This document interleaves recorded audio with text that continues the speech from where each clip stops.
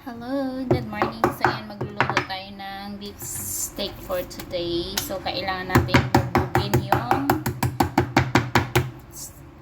steak.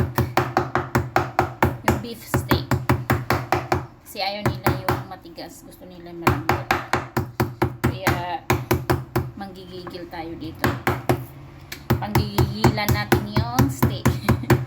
Beef steak. Diba? Ganyan. Guys, wala nang maiko-content kaya gagawin natin to. Gagawin natin ito. Medyo marami-rami akong bubugbugin.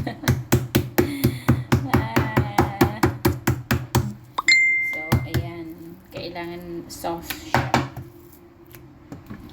Marami tayong bubugbugin.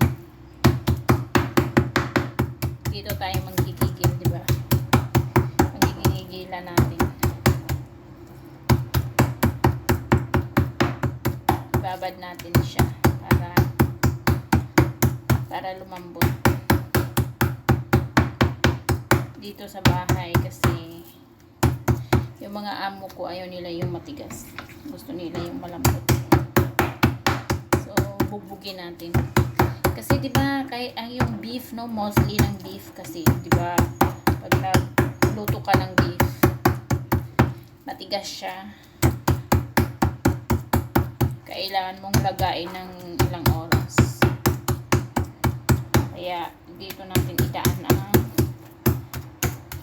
tingnan natin kung magiging soft. Ang mahal ng beef dito, guys. $20 per kilo.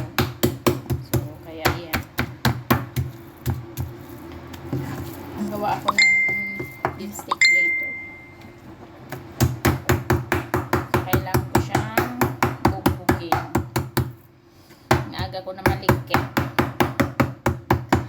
Kasi fresh ang ano nila dito. Fresh ang kinakain ko. So, ayan lang guys. Ito yata yung sikreto how to tender the beef.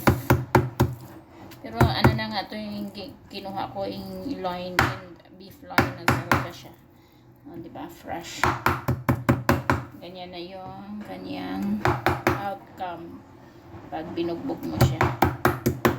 So, ayan lang guys. Thank you for watching. Sana wag niyong skip yung aking videos to support me.